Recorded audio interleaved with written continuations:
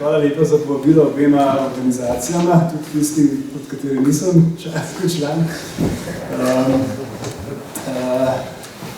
Spomnil sem se v tej priliki na eno izjavo mojega profesorja ruslistike, ki je predaval o simbolizmu in nekoč prišel rekel, da so lahko predavanja zdravega človeka ali pa predavanja bolanega človeka. Zdaj, on je verjetno imel kakšno globjo, poanto, jaz pa danes res predavljam kot bolan človek in ne more čisto dobro premikati glave, zato se opravičujem tiste levi polovici občinstva, ker ne bom mogel kaj dosti razgledati. Glejte, tale naslov je mogoče malce izpadel populističen, ampak se je hotel biti na nek način čim bolj poveden. Jaz bom v tem predavanju poskušal narediti en kronološki pregled samoupravljanja v Jugoslaviji ali pa jugoslovanskega ekonomskega sistema med recimo letom 45 in poznimi 80 leti. V resnici bom podal nekaj hipotez, ki so res samo to hipoteze, ki bi zahtevali bolj poglobljeno raziskovanje, vendar pa kljub temu upam z njimi priti pred javnost, ker so pač v tistih podatkih, s katerimi jaz razpolagam, v tistih socioloških, ekonomskih razlagah oziroma raziskavah, te hipoteze toliko temeljene, da se mi zdijo smiselno izhodišče za nadaljnje raziskovanje, za tiste, ki pa pač morda vstopate v to problematiko, pa nek primeren okvir za začetek. Jaz mislim, da je treba jugoslovansko samoupravljanje preučevati z najmanj dveh vidikov, oziroma dveh stališč, oziroma tako bom rekel, z večjih bi se ga dalo, jaz sem ga iz dveh. Po teh dveh vseh bo organizirano to predavanje. Po eni strani je to jasno neka razredna formacija, torej socializem kot poskus, da se prekine z eksploatacijo na ta način, da se spremeni produkcijske odnose. In če najmanj, kar se zgodi v tem procesu, je to, da se vladajoči razred, torej kapitalistični razred ali pa buržoazija, nek način transformira in zgubi svojo ekonomsko osnovo. Na plan pridejo pa druge skupine, rečemo razrede, ne drugo vprašanje, ampak te skupine so tiste, ki tvorijo razredno ali pa razredni podobno dinamiko v taki družbi.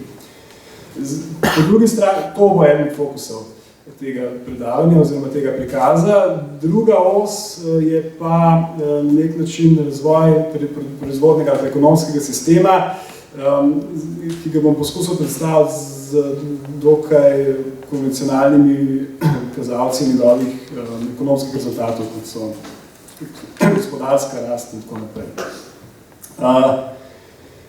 Preden začnem res s tem, kar je s tem opisnim delom, bi se namenil še kakšno minutko konceptom ali pa pojmom, da ne bomo preveč pretenciozni. Pri tem svojem raziskovanju sem na nek način izhajal iz 4 tez, ki jih je postavil hrvaški zgodovinar Bilandžić. In sicer on je menil, da je imela jugoslovanska družba leta 45 ali pa že leta 18 na nek način pred sabo 4 glavne probleme, ki jih je poskušala reševati. Zdaj, naslov tega predavanja je bil uspehi in neuspehi jugoslovanskega samoupravnega socializma. In te uspehe in neuspehe merimo glede na to, koliko je ta sistem uspeval premagovati te probleme, ki so se postavljali v državi. Te probleme, če jih naštejemo, so. Prvi je razredni problem, torej problem ekonomske eksploatacije, ki je v taki državi, kot je bila takrat Jugoslavija, še posebej zaostrena, zato ker so razmere še posebej, kako Marx bi rekel, ubornirane, uborne in uboge. In če hočete koga eksploatirati, morate to narediti potem na bolj brutalen način kot kje druge, kjer je produktivnost dela večja. Drugi problem je problem mednacionalnih odnosov v Jugoslaviji. Ta se mi zdi najboljši del Bilandžićeve te Bilandžićeve zastavitve.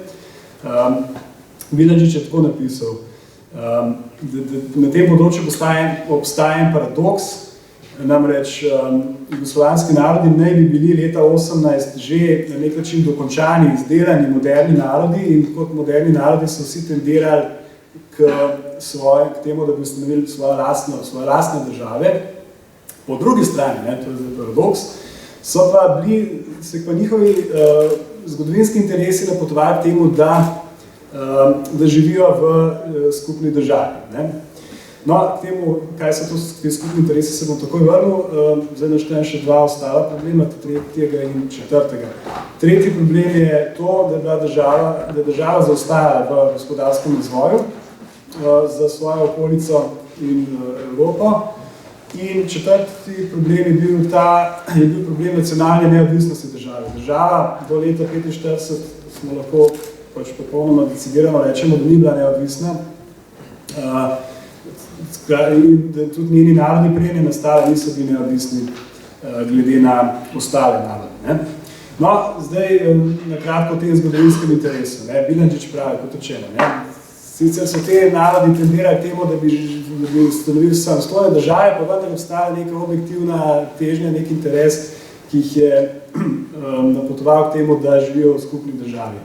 Po mojem mnenju to sicer se da utemeljiti, ampak ne smemo tega utemeljevati recimo s kakšnimi argumenti jezikovne, etnične sorodnosti, resnične in domnevne. Po mojem je treba neko drugo skupno lastnost teh držav izpostaviti. In sicer to, da so bile vse te države neke vrste periferne pokrajine in pred letom 1918 so bile, pa če so bile samostojne ali pa ne, neka periferija in večinoma so bile periferije ene in iste države, sicer Avstro-Ogrske, predvsem. Zdaj, nekatere bolj Avstrije, druge bolj Ogrske, kar pomeni nekatere malo bolj razvite centre, druge enega centra, ki je bil center bolj v politično-vojaškem, kot v gospodarskem pomenu, pa kar da je bil center.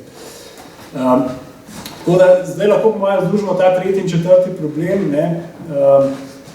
z tem drugim problemom in lahko rečemo, če je res obstaja kakšen zgodovinski interes, da se te narodi združijo in živijo v isti državi, je po mojem to mogoče samo na podlagi tega, da skupaj premagujejo to svojo gospodarsko nerazvitost in politično odvisnost. Zdi se mi, da nacionalne, temo, da mi seveda izhajamo iz neke vrste ekonomskega determinizma, ne smemo pozabiti avtonomne logike nacionalnega vprašanja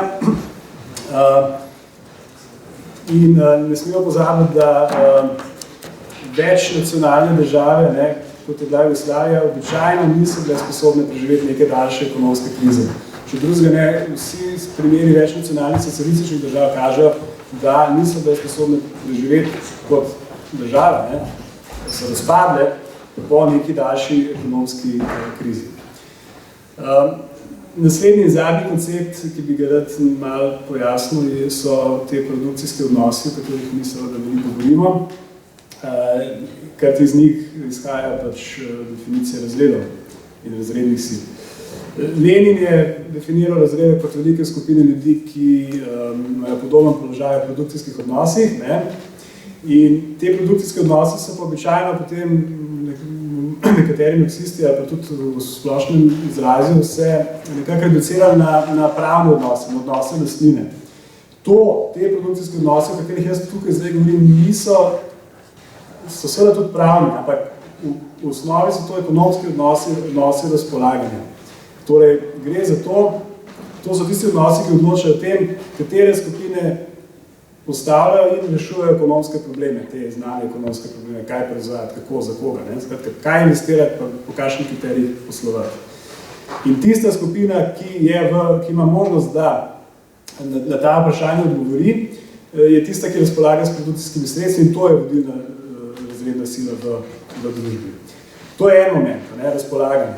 Zdaj, seveda je pomembna tudi oblika razpolaganja. Imamo dve skrajnosti običajno, tržni ali planski način proizvodnje. Tudi o tem bomo seveda morali, tudi na to bomo morali računati pri obravnavi gospodarskega ekonomskega sistema. Tukaj bi samo nekaj stvari poudaril, ne? Da kljub temu, ne, seveda, da se običajno postavlja ta dilema, ta plan, oziroma češ vzhodni režimi so bili planski, je treba reči, da to so bile družbe, ki so za tržiščem, za trgom. Za sicer različno stopnjo avtonomije podjetij, ampak dejansko tudi z oblikami tega, če Rusi rečejo hozraščot, ne, in Sovjeti, pač ekonomskega računa. Sovjetska zveza je res, da je prišla zelo blizu temu, da bi imela neko čisto plansko gospodarstvo, vendar tudi tam so obstajali trgi, celo v 30 letih. Trg potrošnih dobrin, posebej hrane, tudi nekaterih surovin, kolikor je te surovine dobavljal ta zadružni sektor, deloma celo še zmer privatni kmečki sektor, in trg delovne sile bi lahko rekli, da je tudi v precejšnji meri še vedno obstajal. Jaz ne trdim, da so ti trgi bili prosti trgi, daleč od tega, niti ne trdim, tudi upozarjam, da so bile cene administrativno določene, vendar ekonomski račun je še zmer na nek način deloval. Trg, torej proizvodna dejavnost podjetij se mora na nek način verificirati na trgu. Seveda, ker so pač cene fiksirane administrativno, so te stvari nekoliko drugače zgledale, pa vendar neke vrste zakon vrednosti, kot se temu reče, še zmer obstajajo. Te osnovni zakonitosti, da morajo prihodki podjetja biti vsaj na dolgi rok nad njegovimi stroški. Zdaj, v sovjetskem sistemu stroški, stroja in repromateriale sicer niso nekaj, kar bi podjetje zares kupovali na trgu, ampak mu je plansko dodeljeno, ampak vendar je to strošek, ki gre v ekonomski račun. In tudi to gospodarstvo mora na nek način poznati oba mehanizma, ki ga poznamo sicer v tržnem gospodarstvu. Po eni strani to, da se mora produkcija izplačati, to pomeni, da prihodke, kot sem rekel, krijejo stroške, in po drugi strani tudi to, da so te produkcije rentabilne. To pomeni, da ne samo, da pokrivajo stroške, ampak tudi, da za to svojo uporabo kapitala ta podjetja so sposobna plačati, recimo v državi, v sovjetskem sistemu kot lastniku, neko nadomestilo v obliki obresti. Zdaj, razlika med kapitalističnim gospodarstvom in socialističnim je seveda ta, da v kapitalizmu obstaja je dovolj en sam mehanizem, profitna stopnja, in ta je tista, ki vam pove, kaj je rentabilno in kaj je tisto, kar se izplača, in torej kako investirati.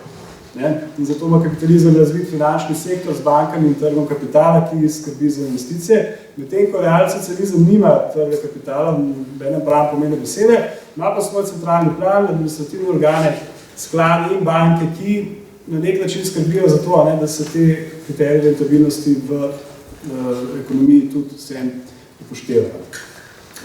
Zakaj je zdaj bilo to potrebno povedati, bomo pač upam videli s časom, ko bomo res konkretno materijo poskušali zgraditi.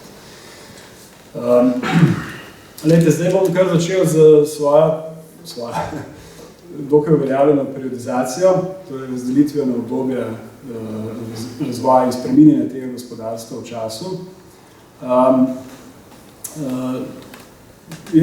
Konkretna ta periodizacija je Menzingerjeva, ampak nasploh je dokaj konvencionalna. In sicer je temelji na tem, kakšna je bila gospodarska ureditev. Recimo, dajmo razdeliti skratka to obdobje od leta 45-47 na 4 obdobja. Prvi bi bil obdobje administrativnega in planskega socializma. Tukaj naj bi ta model, ki sem ga nakratko opisal, sovjetski, z detalnim planiranjem, brez trgov, proizvodnih faktorjev, tudi samega stvarnega kapitala. To naj bi obstajalo do nekak leta 1953. Med letoma 1953 in 1962 obdobje administrativnega tržnega socializma, kaj to pomeni, bomo videli kasneje, in potem med letoma 62 in recimo 71 obdobje tržnega socializma. Te meje so seveda zelo tako vprašljive. Običajno so avtori, ki so te periodizacije izdelali, za letnico vzeli kakšen pomemben pravni akt. V Jugoslaviji običajno kar novo ustavo ali pa spremenjeno ustavo. Tako da leto 63, ne, 62-63, to je nova ustava, 71, 74 je že spet nova ustava, najprej amandmaji, potem ustava in tako naprej.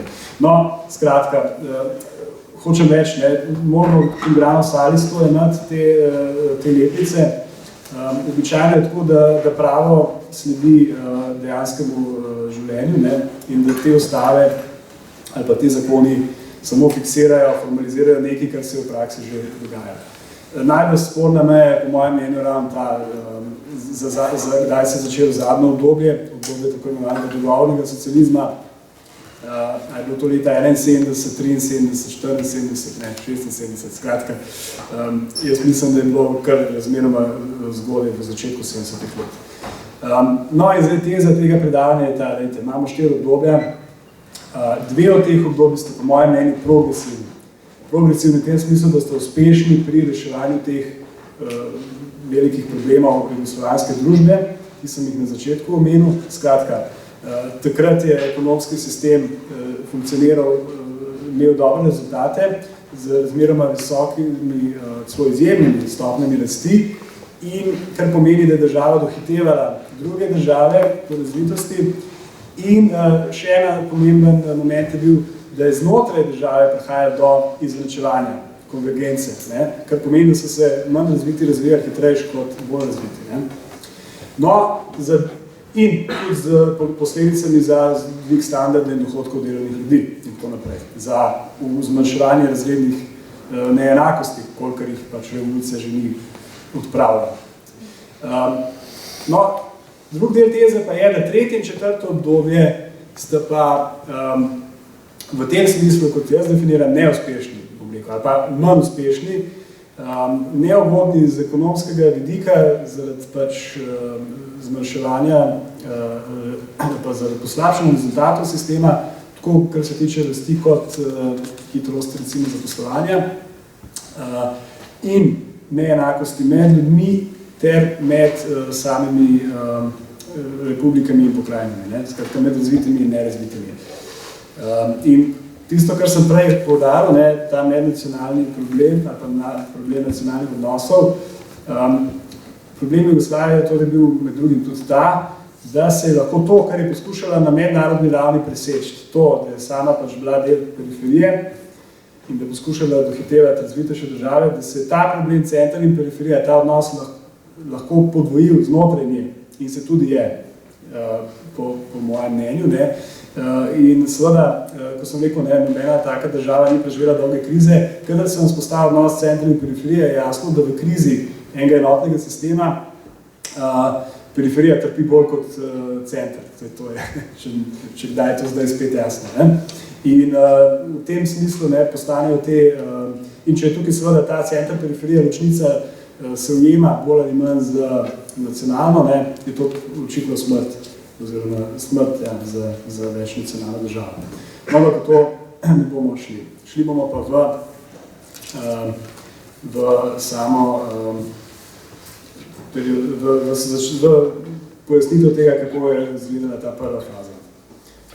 Lejte, še to bi rad povedal, da seveda ta periodizacija, kolikor je že razširjena, to slučajno ni edina, ki je možna in je mogoče res malo površna, kot rečeno.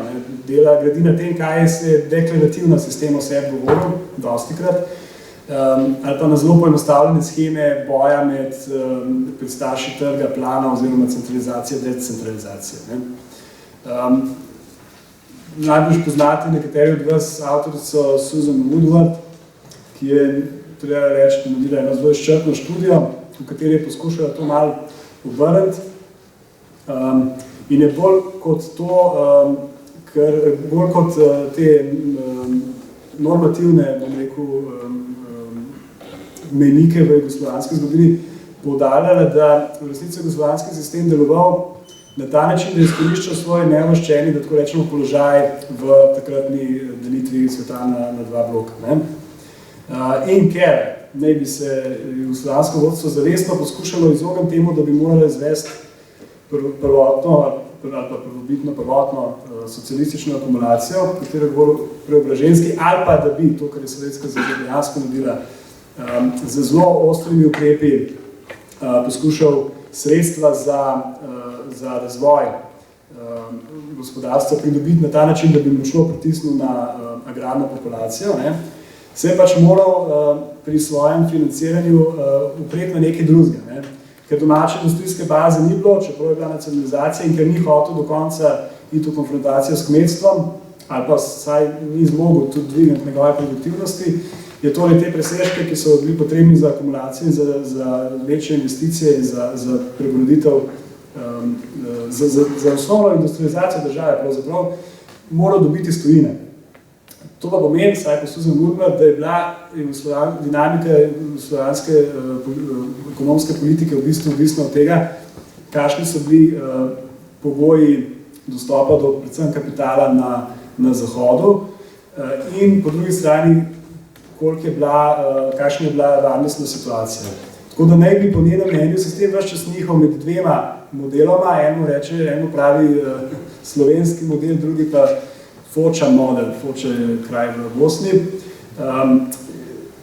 Poenostavljeno rečeno, prvi model je bil tak, da je bil izvozno orientiran, da je poskušal proizvesti čim več za izvoz, na ta način tudi dobiti trdno valuto, konvertibilno valuto, s katero je potem bilo mogoče kupovati dodatne kapitalske dobrine za povečanje investicij, tehnološki razvoj in tako naprej.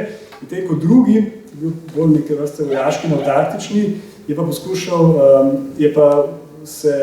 bil osnovan na samozadostnosti, na tem, da je treba poskrbeti za osnovne industrije, osnovne panoge, tiste bazične, ki omogočajo vzdrževanje vojaške sile. In ta dva modela sta bila po njenem mnenju tudi geografsko ločena, zato ker boljše izhodišča za ta prvi tip razvoja so bila v severozahodnem delu dežele, ki je bila industrializirana v precejšnji meri, čeprav ne še vedno zelo malo, ampak vsem, v severozahodnem delu, ki je bil že pred vojno industrializiran, medtem ko ta drug model z bazičnimi industrijami je bil pa baziran iz geostrateških razlogov v notranjosti Jugoslavije, naprimer v Bosni, ker je bil daleč stran od meja sovražnih taborov, kjer ni bilo oportuno postavljati take industrije. No, jaz sem in tja še to študijo Susan Woodward upošteval pri tem, ko bom poskušal daj pokazati, da ta periodizacija, ki jaz predstavljam, mogoče, ali pa te razlage, bi bilo treba nekje ponekod dopolniti. Skratka, jaz zdaj torej, če ste opazili, moja periodizacija bo temeljila na spremembah ekonomske ureditve in nekako skrita hipoteza je, da so spremembe ekonomske ureditve tiste, ki spreminjajo potem tudi rezultate ekonomskega sistema, medtem ko njena je pa predvsem je pa obratno, da zunanja konstelacija odloča, katero ekonomsko politiko je treba slediti in potem na podlagi tega se oblikujejo tudi institucije.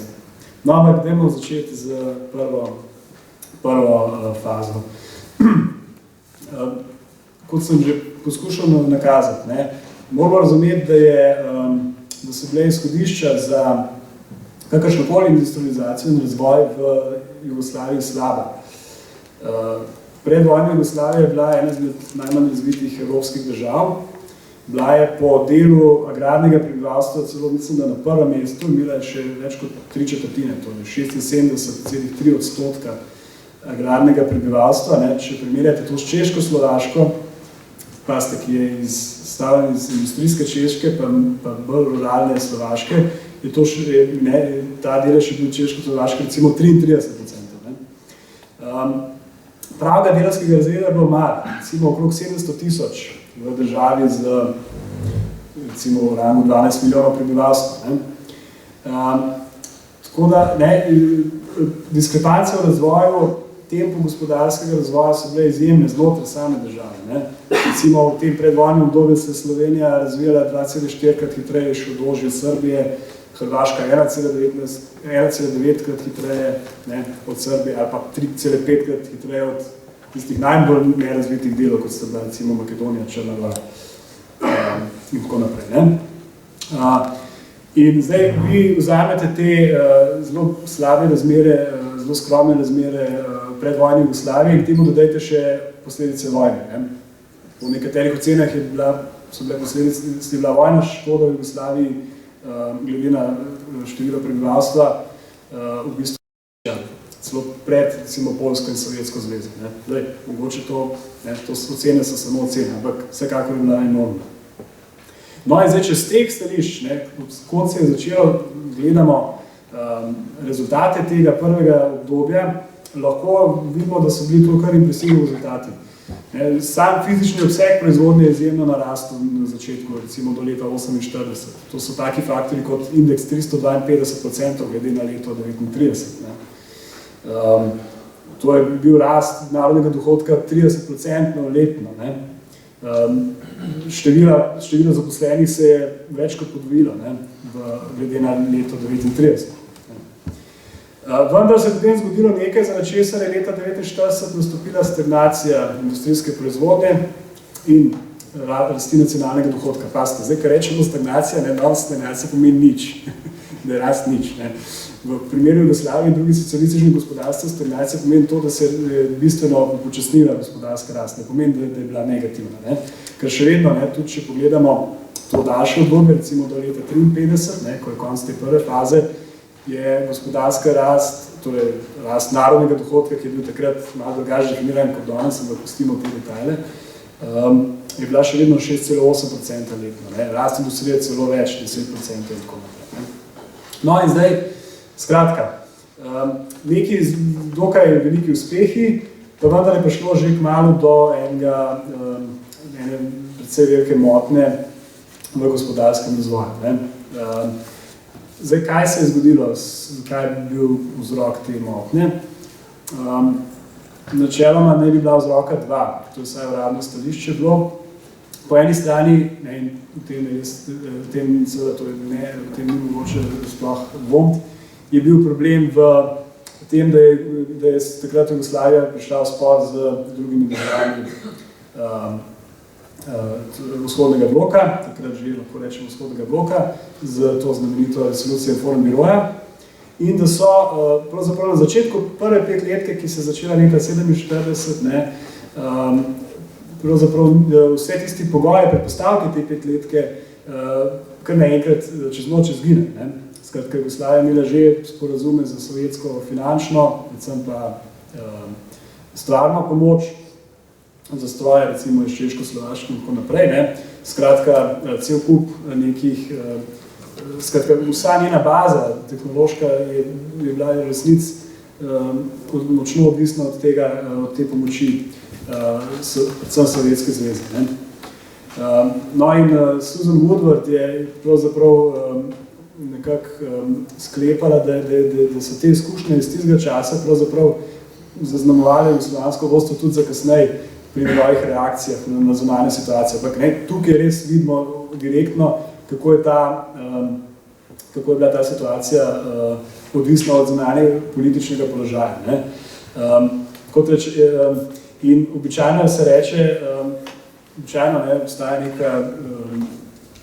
neko prepričanje, da ko je leta 1948 prišla ven ta obtožba rezolucija Informbiroja, da ne bi jugoslovanski komunisti za nalašč, da bi hotel pokazati svojo pravovernost in stalističnost, zaostrili recimo politiko kolektivizacije na rasi in tako naprej,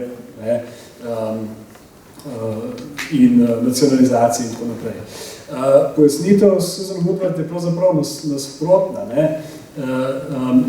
Ravno zato, ker niso hoteli biti stalinisti, ker niso hoteli za prvotno socialistično akumulacijo ali pa akumulacijo na račun kmetstva, kmetijskega sektorja voditi razvoja, so poskušali sredstva za razvoj dobiti v tujini. In zdaj, ko je Sovjetska zveza odrekla to pomoč, Jugoslavija se ni za Jugoslavijo zatekla k tem metodam, ki so resnici zelo blizu sovjetskim, skratka obvezni odkupi, obvezno sejanje, obvezna kolektivizacija na rasi in tako naprej, usmeritev v težke industrije, v bazične industrije in tako naprej. Ampak je bilo to pravzaprav zdravno zato, ker je Sovjetska zveza odtegnila pomoč. Ne? In v nadaljevanju, da je Jugoslavija ves čas nihala med tema dvema polama, kot sem rekel. Ne? Kadar je bila zunanja situacija slaba, kadar je bilo zunanjih sredstev manj, takrat je bilo treba pač zategniti pas doma. Ali pa, kadar je bila situacija varnostno slaba, kot je bila recimo v posredovanju na Češkem, pa prej na Madžarskem, in še večkrat pozneje v zgodovini, se je bilo treba omakniti v tisti Foča model domače, bolj samozadostne ekonomije. Tako da ta zunanji faktor je to pomemben pri tem zastoju, ki se je zgodil leta 47 oziroma 48, 5 let, ki je bila prekinjena in nekaj vrste stagnacije trajala do leta 53. Vendar tisto, kar je še mogoče za nas, ki preučujemo to zadevo stališča gospodarske odbitve pomembno je to, je še ta druga razlaga, ki jo je politično vodstvo pogosto propagiralo, namreč, da je prišlo do blokade zaradi tega, ker je ta administrativni planski socialistični sistem z bolj ali manj detalnim planiranjem proizvodnje in tako naprej, že v bistvu dosegel svoje meje, zaradi njegove notranje birokratizacije postal zelo hitro, neučinkovit in tako naprej. Do te moramo biti zelo skeptični, po mojem, do te razlage, ker če primerjamo koliko časa je ta sistem deloval v Jugoslaviji, pa koliko časa in s kakšnimi rezultati je deloval v Sovjetski zvezi. Sovjetska zveza začne res stagnirati šele sred 80-ih let. Torej vidite, da je gotovo imel še veliko motiva, še veliko potencijala je imel v sebi ta model. Tako da verjetno je res treba pri pojasnjevanju tega, kaj se takrat zgodil, bolj upoštevati ta zunanji faktor, kot pa to, da bi se ta model slučajno iztrošil. No, da ne bom predolgo zadržal v tej fazi, ker pač moram vse faze pokriti, bom rekel, to smo zdaj govorili o tem, kakšne so bile ekonomske performanse sistema, zdaj pa dajmo pogledati še, kaj se zgodi z razredno strukturo družbe. Mislim, da 3 stvari. Že med vojno, predvsem pa po koncu vojne, je prišlo do konfiskacij in potem tudi nacionalizacij gospodarskih obratov, sploh večjih, vseh industrijskih. Kadar so bili to tuji obrati, bilo treba seveda plačati tudi odškodnino, ker je še sploh pač oteževalo ekonomsko situacijo, ker je bilo treba seveda dobiti devize pa mogoče dobiti samo z izvozom raznih surovin in takrat je veliko udarniškega dela, ko to bo treba priskrbeti. Skratka, ko je prišlo do te vse splošne nacionalizacije, so bile ekonomske osnove buržoazije pravzaprav presekane. Zdaj, deloma, kar se tiče malomeščanstva, tisti del, ki je bil vezan na državni aparat prejšnje države pa na kraljevo vojsko, je bil v veliki meri prav tako izgubil svojo osnovo in deloma tudi malomeščanstvo na področju obrti in trgovine. Vendar, tudi podobno kot v Sovjetski zvezi in v obdobju NEPA, privatni sektor ni izginil zaradi tega.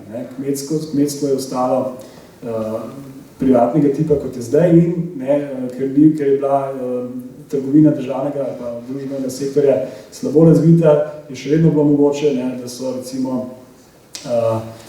neki privatni trgovci in tako naprej kot posredniki med mestom in vasjo predvsem dosegali zelo visoke profite in standard zaradi tega, ker so pač izkoriščali različne monopole in tako naprej. Skratka, te dve, ampak splošno načela ta dva razreda res dobita svojo ekonomsko osnovo. Kot sem pa rekel, se pa vzpostajajo nove grupacije razrednega tipa, naprimer predvsem v tej fazi birokracija. Birokracija, ki ima neko ekonomsko osnovo v tem, da zdaj kapital, veste, v kapitalizmu je tako, da so individualni kapitali, ki tekmujejo med sabo. Njihova konkurenca, vsak dela v svoj prid in zato njihova konkurenca, vsaj na papirju, zagotavlja maksimalno dober rezultat za razred kot celoto, maksimalno možno izkoriščanje, akumulacijo, reprodukcijo sistema, nevidna roka trga in tako naprej.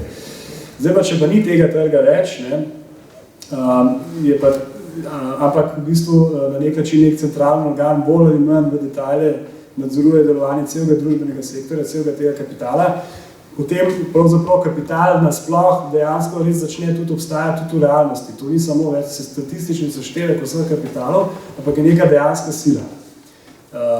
S to tezo so se ukvarjali Dowčer in Dvorzika zelo v svojem znanem delu. No, in lahko rečemo tako schematično, da to je bila osnova moči birokracije v tistem času. In zato so tudi ta sistem pogosto opisovali kot državni kapitalizem. V Sovjetski zvezi so tako čisto normalno rekli svojemu sistemu v 20 letih, brez kakšne politične slabe konotacije. Na Zahodu so tudi še v 60-ih, 70-ih letih, recimo ekonomisti nekateri govorili o državnem kapitalizmu v tem smislu. In tudi jugoslovanski komunisti so radi uporabljali to frazo, ampak oni iz drugih razlogov zato, da so Sovjetsko zvezo pač kritizirali ali pa to svojo prvotno fazo. No, ampak to, kar hočem povedati, v redu, se vzpostavlja neka vrste birokracija, kot neka dokaj monolitna grupacija, ki ima že tudi nek poseben interes znotraj družbe. Ampak vendar bi trdil, da čeprav je nadrejena delavskemu razredu, ker je to izrazito hierarhična struktura in družba, v kateri seveda gre oblast zelo strogo zgoraj navzdol, je vendar ni v antagonističnem odnosu glede na delavski razred.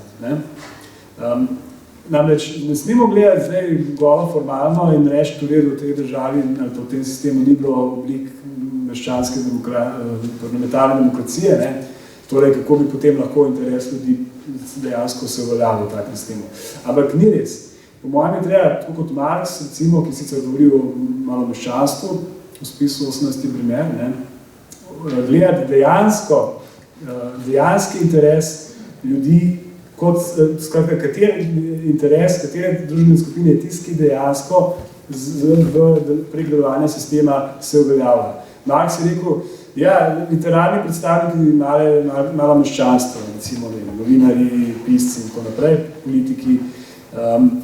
Sicer oni objektivno niso nujno malo meščani, ampak oni v tistih svojih teorijah, ali potem, ker propagirajo svoje drugi, spontano odpirajo tiste vprašanja in najdevajo tiste rešitve, na katere malomeščana v bistvu napotujejo njegovi praktični življenjski pogoji in njegov materialni.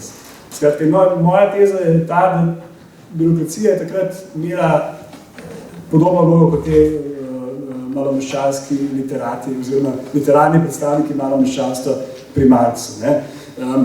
Objektivno je bil njen položaj pač določen s tem, kakšni so bili produkcijski odnosi, torej centralna komanda nad družbenim kapitalom, ampak subjektivno politično je pa ta birokracija kot družbena skupina tendirala k tistim vprašanjem in tistim rešitvam, ki so bila po mojem dejansko izhajala iz pogojev delovnega razreda oziroma njegovih materialnih okoliščin. V tem smislu lahko rečemo, da tista ljudska oblast, čeprav je bila nedemokratična, nevoljna in tako naprej, delovala v ljudskem ali v interesu delovnih ljudi do neke mere. No, če samo na kratko še o tem perifernem položaju države, povem kakšno besedo o dve. Jasno je takrat, da je Jugoslavija postala takrat samostojna država. Po eni strani zato, ker sta fašistična Nemčija in Italija propadli, in te sta bili glavna grožnja.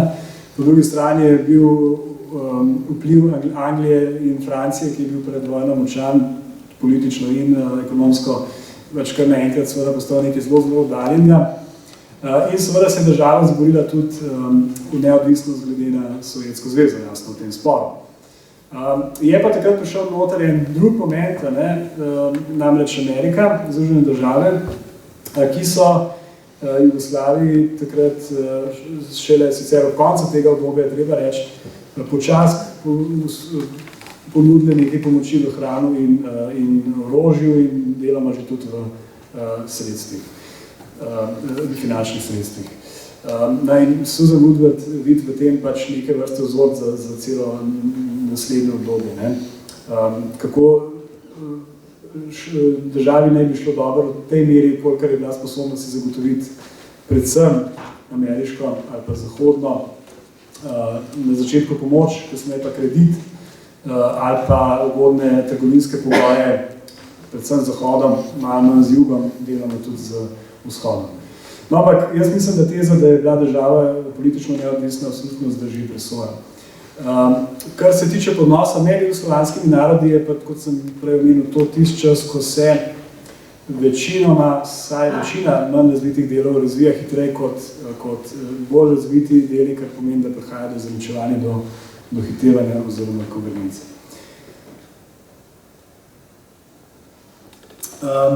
Če pridem zdaj na drugo obdobje, tako zvanega administrativno-tržnega socializma, med letom na 53-62.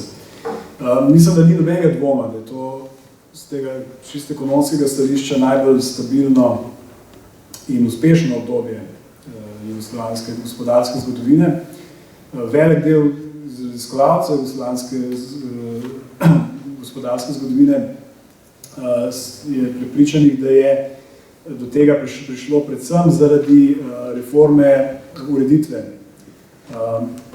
in ki je dejansko spremenila produkcijske odnose iz tistega, tako recimo temu sovjetskega tipa. Nekateri drugi raziskovalci, že omenjeni Susan Woodward, bi sicer se tukaj recimo ne strinjali in bi rekli, ne, to je v bistvu čas, ko je Jugoslavija imela razmeroma ugoden, se izborila, ne, to treba reči, zunanje politični položaj. Po eni strani je zdaj že dobivala pomoč ZDA oziroma kredite zahodnih držav, sicer po zelo visokih obrestnih merah, pa vendar, ne, in tudi ni bilo več blokad za uvoz določenih kapitalskih dobrin in tako naprej. Ne. Po drugi strani pa tudi popustila tista neposredna vojaška nevarnost in postavljena smrti sploh, ne, da bi kdo pač interveniral v Jugoslaviji, kar pomeni, da je bilo mogoče demobilizirati več ljudi, da je bila proizvodnja za vojsko malo manj potrebna, da ni bilo treba toliko veliko staviti na avtarkijo in na te bazične industrije, kar je pač omogočilo uspešnejši razvoj. No, kakorkoli že, vendar ni nepomenilo, da se je takrat sistem spremenil na dva načina, dokaj pomembno. Sistem planiranja, ki je bil prej detaljen in dokaj totalen, je zdaj postal neke vrste indikativno planiranje, bi rekel temu na Zahodu, takrat se pa rekel v žargonu, ki ga je oče tega sistema izumil, torej Kidrič, pa planiranje proporcev.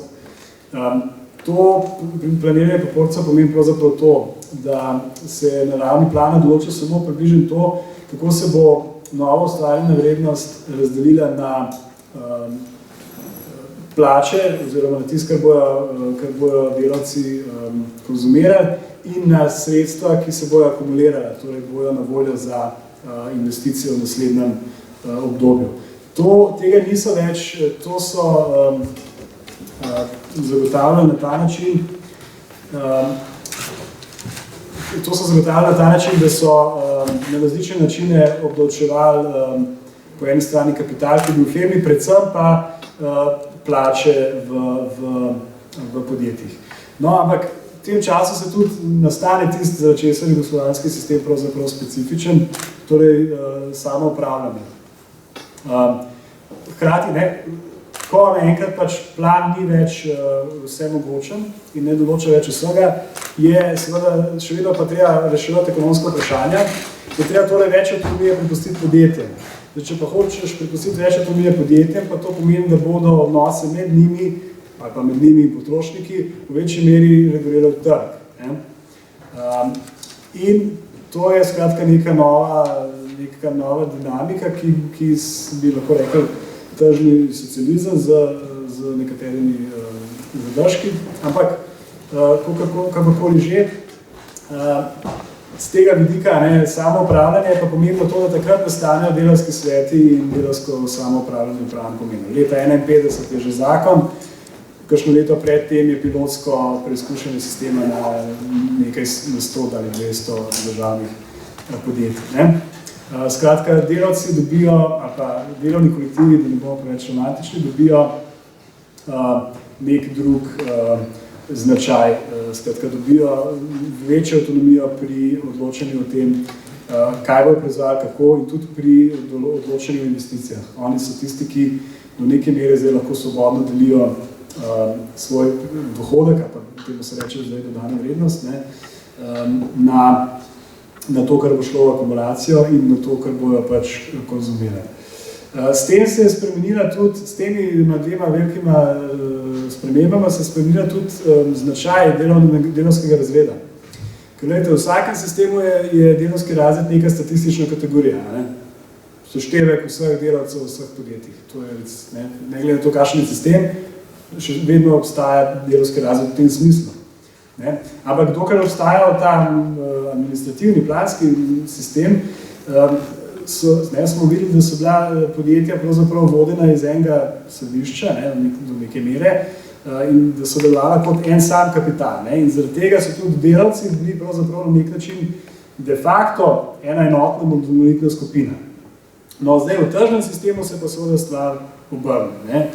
Zdaj pa so delavci spet samo nekak seštevek, statistični seštevek vseh delavcev v posameznih podjetjih in interesi posameznega delavca so že tudi deloma odvisni od tega, kakšen je interes podjetja, v katerem je zaposlen. Skratka, nastane nek potencialen antagonizem med različnimi firmami in potem se začnejo dogajati stvari, kot so recimo različno plačilo za sicer enako delo. Ne? No in poleg tega se je zgodilo še nekaj, namreč v kapitalizmu imate en mehanizem, kot sem rekel, ki omogoča, da je kapitalistični razred poenoten in to je splošna profitna ali pa poprečna profitna stopnja. In to je tudi osnovni mehanizem za alokacijo sredstev in investicij. Ne? No in ta mehanizem je tisti, ki omogoča kapitalizmu to, da, kar Dominique in Levy, dva francoska ekonomista, knjiga ena je bila tudi prevedena slovenščina pred kratkim, dosega stabilnost v proporcijah, v sorazmerjih. Namreč, karkoli si že mislimo o kapitalizmu, ena od njegovih značilnosti je to, da dokaj učinkovito alocira sredstva po posameznih panogah.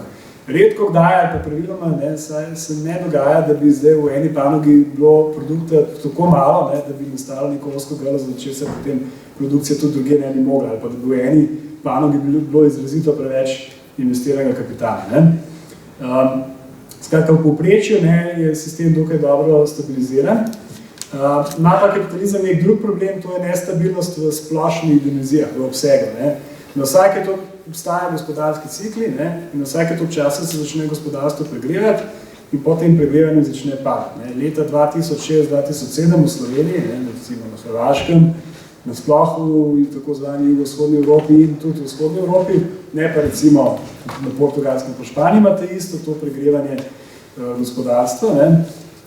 Skratka, ki je dobro, seveda večje in izrazitejše v nekaterih panogah, ampak na splošno je značilno, da je vsa gospodarska dejavnost višja, kot je to načeloma neko dolgoletno povprečje, ne?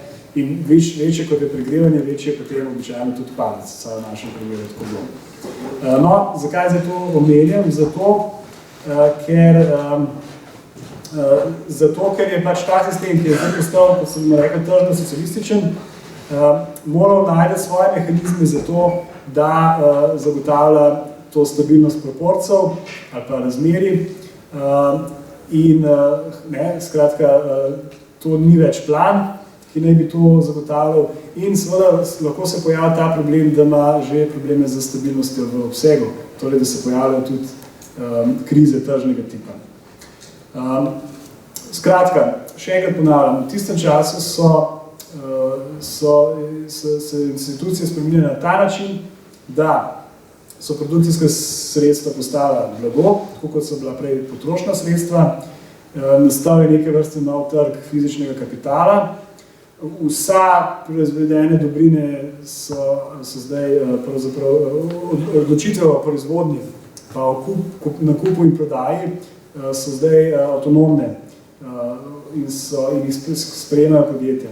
Niso več, veste, v sovjetskem sistemu je pač tako, da podjetje dobi na podlagi plana na začetku leta, recimo, enostavno rečeno, alociranih toliko in toliko strojev, toliko in toliko surovin in ima tudi plan, koliko mora proizvesti.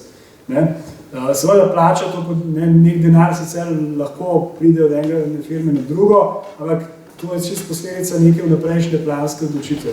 V tem sistemu, ki se zdaj v Jugoslaviji vzpostavil, je postajal že v bistvu pravi trg. Potem, ko je firma enkrat imela sredstva za investicije, je kupovala vse dobrine v resnici na trg. In zdaj seveda tudi ta razlika med prihodkom in odhodkom, ki je v planskem sistemu imela bistveno manjši pomen in je bila bolj računovodska kategorija, zdaj postala zelo pomembna in z njo je začel razpolagati delovni kolektiv. To je bila srž samoupravljanja in ves čas se je govorilo o tem, kako proizvajalci upravljajo sadove svojega dela, kako oni odločajo o akumulaciji. Ergo, hoče reči, kako oni odločajo o tem, kolikšen delež svoje vrednosti, ki bo v tistem letu recimo proizvedel, bojo investirali v plače in koliko v akumulacije za nadaljne investicije. Res je, da je davčni sistem favoriziral akumulacijo, ampak vendar je zdaj bilo že mogoče svobodno načeloma odločati o tem, kako se bo ta sredstva uporabljala in zato tudi prihaja do različnega dohodka v različnih firmah ali pa tudi različnih panogah. No, te značilnosti se bodo zaostrile v naslednjem obdobju, dajmo zdaj pogledati, rezimirati ekonomske spet rezultate tega obdobja. Kot sem že rekel, to je najbolj učinkovito, to je najbolj uspešno obdobje na ta način. Stopnje rasti so bile res impresivne v tistem času, med letoma 57 in 61 so bile letne stopnje rasti narodnega dohodka 12–13%. In to je bilo takrat v svetovnem obsegu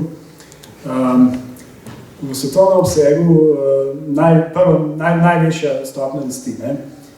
Pozneje so, in tudi v zgodovinskem obsegu, skoraj neprecedenčno. Pozneje so v nekih normalnih okoliščinah take ali pa više stopnje rasti dosegali recimo Japonska in druge države, ampak takrat pa še ne. In poleg tega je bila Jugoslavija takrat tudi izrazito pred ostalimi južnoevropskimi bolj primerljivimi državami po kulturi in tudi položaju mednarodne delitve dela in tako naprej.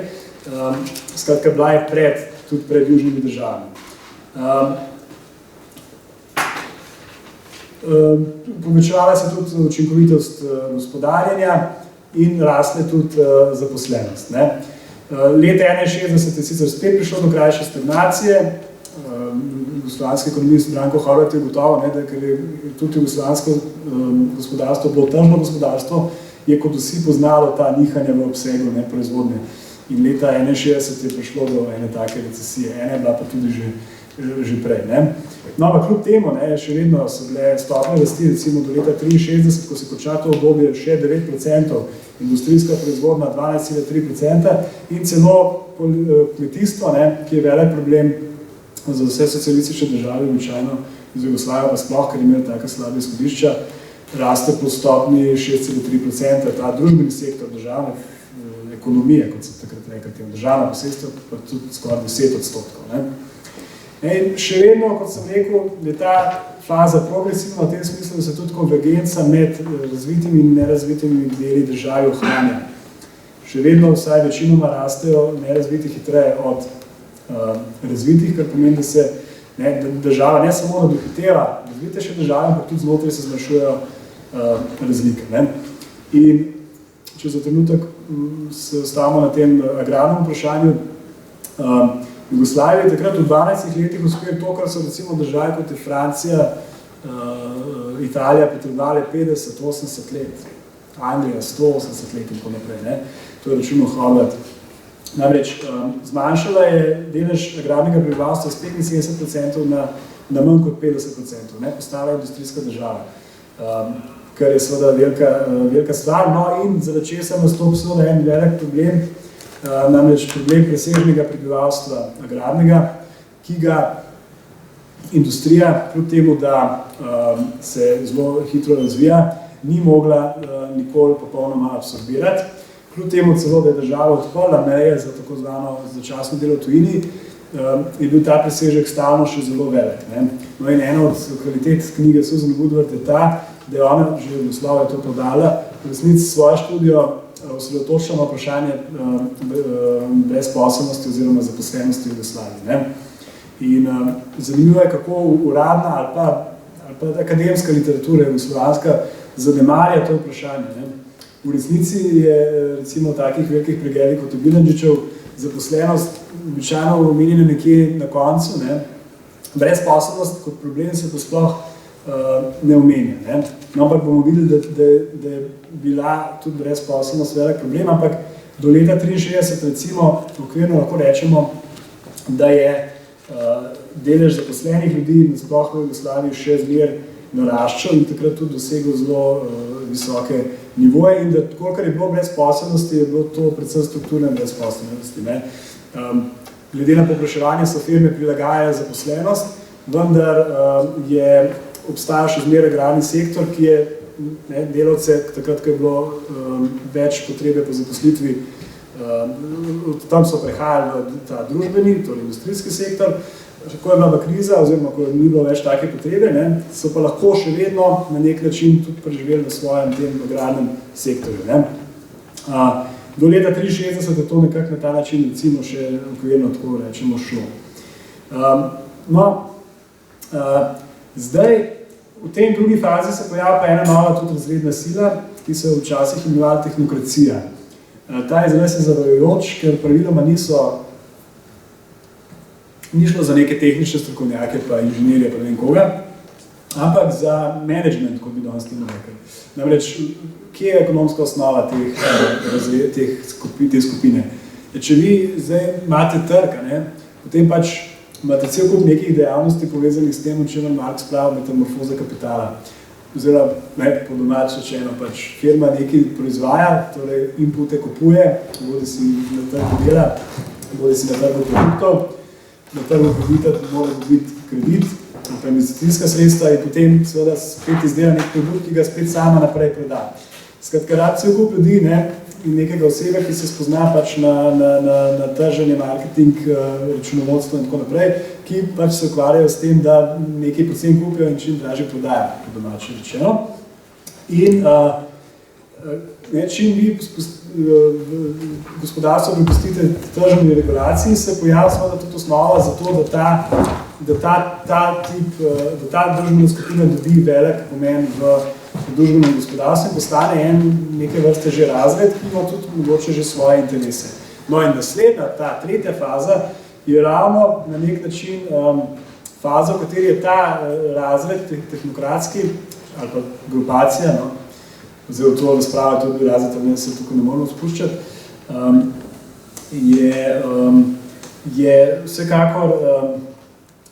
je pa vsekakor ta razred dosegel največje uspehe, kar se tiče tega, da je sledoval svoj interes ravno v tem obdobju, ki zdaj sledi, to je pa, kot rečeno, neko obdobje tržnega socializma.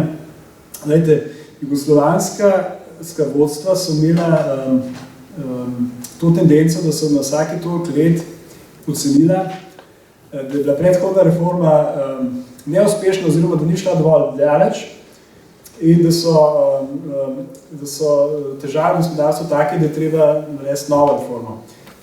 Vsaka naslednja reforma je običajno bila v smeri večje decentralizacije, kar je pa v resnici tudi pomenil preferiranje trga na nek način, zato ker decentralizacija pomeni prenašanje avtonomije na nižjo raven. Zdaj na ravni investicije je to šlo od tega, da so imeli na začetku državne investicijske sklade v času Kidriča, ki so potem postali republiški, no v tem tretjem obdobju je pa ves družbeni kapital prešel na banke in ki so ga pravzaprav razporejale praktično že po tržnih pogojih, na tržni osnovi. Enako z avtonomijo podjetij. Na začetku ni bil problem, če podjetje poslovalo brez dobička ali poslovno izgubo, ker je bil itak del nekega večjega planskega sistema in je bilo jasno, da bo ta izguba pokrita. Zdaj, v teh letih se je pa že nakazovalo, da bo obstajalo tisto, kar je Kornaj mađarski ekonomist imel hard budget constraint. Hard budget constraint se prevaja da omejitev proračunska pomeni preprosto to, da vaši odhodki ne smejo na dolgi rok presegati vaših prihodkov. Ne smete porabiti več, kot ustvarite, bi rekla Angela Merkel. In to načelo je bilo v gospodarskem sistemu, da ne bo pomote, uveljavljalo povsod. Vsi družbeni proračuni, torej te, ki so bili namenjeni za razne socialne storitve ali pa transfere, so morali biti uravnoteženi in s časoma je sistem na vse nižje ravni prenašal to logiko, da lahko razpolagaš samo s toliko produkta, kot si ga ustvaril. Bomo videli v naslednji zadnji fazi, je ta Kardeljeva reforma to prenesla pravzaprav ne več sploh na podjetje, ampak na raven podpodjetje. To, če bomo se rekli temeljna organizacija družbenega dela, je v bistvu lahko ena tovarna znotraj firme, ki ima več tovarn, pa lahko je v bistvu samo en oddelek znotraj firme, ki ima kup oddelkov, ki ni zares ekonomsko samostojen, ampak vendar je pa dosti samostojen, da mu lahko date žiroračun in da je samostojna pravna oseba, kar pomeni odgovarja za svoje prihodke in odhodke in za svojo izgubo. Zdaj, v jugoslavskem sistemu nikoli ni bil zares ta hard budget constraint uveljavljen. Mi glede tudi v kapitalizmu obstajajo nekateri too big to fail, za katere mora biti soft budget constraint, mehka omejitev. To so običajno banke, danes je menda pomemben dan za tole našo mehko proračunsko kontrolo. Skratka, banke najprej so naredile firme izgubo, te bodo šle več na manj stečaj in niso mogli poravnati svojih obveznosti do bank. Bank več ne moreš pustiti kar tako v stečaj, da bi tvegal resne posledice za gospodarsko dejavnost in zato je pač treba izgube socializirati. Tako da za banke, saj za velike, hard budget constraint niti v kapitalizmu ne velja. Tudi za firme velike, seveda Američani so reševali General Motors in tako naprej. Za pomembne velike firme to ne velja, ampak recimo za manjše pa ja. No in v Jugoslaviji sicer nikoli ni prišlo do tega, da bi podjetja množično šla v stečaj, kvečemo je prišlo do tega, da so podjetja pridruževali kakšnim manjšim podjetjem, kakšnim drugim podjetjem združevali, prerazporejali delavce, praviloma so se po stečaju poskušali izogniti in pri tem je imela občina običajno ali pa neka nižja raven administracije veliko vlogo, zato ker je bila odgovorna za skrb za brezposelne in je tudi imela pravico do soupravljanja v podjetju. No, ampak, če smo kdaj bili blizu hard budget constraint v jugoslavijski zgodovini, je bilo to verjetno takrat, kar pomeni ekonomske račune takrat že bistveno več, imel bistveno večji pomen in z razrednega stališča lahko rečemo, da takrat nastane že skoraj odkrit spopad med tehnokracijo in birokracijo. Zakaj? Zato, ker je birokracija izgubila te planske organe in sklade, prek katerih so bili osnovne oblasti, odločitev se je prelagalo na podjetja in, to, kar je treba poudariti, investicijska politika se je preložila na banke. Iz skladov so šla sredstva na banke, banke so bile nominalno nosilke družbenega kapitala, s katerim so upravljali firme. Po drugi strani so pa firme bile tiste, ki so ustanovile banke. To so bile neke vrste kooperativne banke, pravzaprav, v katerih so podjetja imela neke glasovalne pravice oziroma možnost odločanja o uporabi sredstev, ki so jasno favorizirale tisto firmo, ki je imela največ depozitov. To je bila pa tista firma, ki je bila največja. No, da ne bom preveč o to, ker sem mislil o tem malce pozneje, ampak hočem sam povedati, ta tržna logika, ki poudarja moč tehnokracije, ni ostala samo na ravni podjetja, ampak je tudi, banke so itak, in finančne institucije so per se zatočišče te tehnokracije, kot so oni takrat rekli, sploh pa take, ki imajo podjetja in njihov management direktno kontrolo. V tistem času je prišlo v resnici do nekega preobrata, bom rekel, dolgoročnega, strukturnega v gospodarskem in družbenem razvoju. In sicer mogoče en simptom je ta, kaj se je začelo dogajati s planom.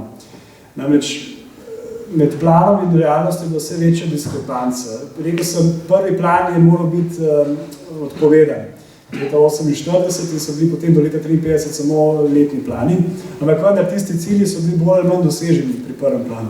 Drugi plan je bil med 57 in 61 in je bil dosežen celo v 3 letih, torej prej, kot je bilo načrtovano. Ampak to je bil, nažalost, tudi zadnji plan in edini, ki je bil zares do konca realiziran.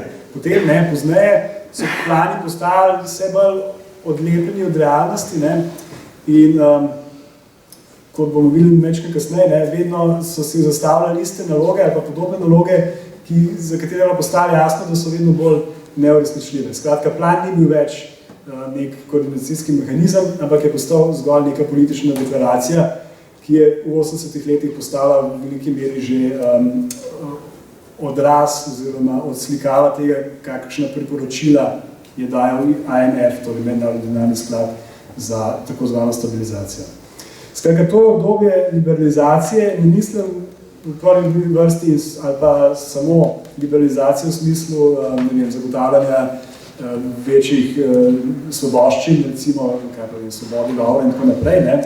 Takrat recimo se mediji že kar veliko dovolijo, spomnite se tako zvane cestne afere v Sloveniji, ampak hočem reči liberalizma v tem čist pristnem ekonomskem smislu, torej v Jugoslaviji.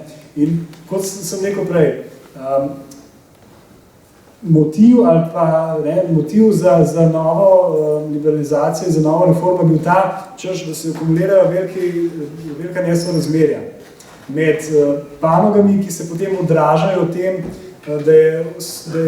da država ogromno stvari uvaža in razmeroma neuspešno izvaža, kar je ustvarjal velik zunanji trgovinski primanjkljaj. No in od leta 63 ali pa 65 naprej je bil to vedno, za vsako novo reformo je bil vedno motiv to, stabilizacija, zunanja stabilizacija. Država je imela od leta 52 do 83 redno zunanji plačilni, primanjkljaj na tekočem računu plačilne bilance v zunanji trgovini, razen leta 65, in zato je bilo vedno od leta 49 do 90 primarni cilj vseh ekonomskih politik zunanja stabilizacija. Ampak glavni problem je pa ta, paradoks, da po uvedbi te nove reforme leta 65 so se te razlogi, zaradi katerih je reforma sploh bila začeta, torej takrat že tudi res prava inflacija, predvsem pa zunanji primanjkljaj in s časoma že tudi resen zunanji dolg, začel kvečemu eskalirati. Po nekem mehanizmu, ki ga bom mogoče potem še imel čas omeniti. Kot rečeno, zdaj poglejmo pa še, kaj se dogajalo v firmah, ker nismo govorili še o delavskem razredu. Vse bolj je v tem času postalo jasno, da je samo upravljanje na nek način bolj formalna kot kakšna dejansko oblast delavcev ali pa delovnega kolektiva nad podjetjem. V tem času je tudi formalno management, torej tako zvana tehnokracija, dobivala v svoje roke upravljanje podjetij. Jaz sem tukaj en citat nekega direktorja, ki ga citira Bilandžič, si zabeležil, ker je zelo simptomatičen, ki kaže pač odnos tehnokracije do delavstva in verjetno tudi odraža čisto realne odnose.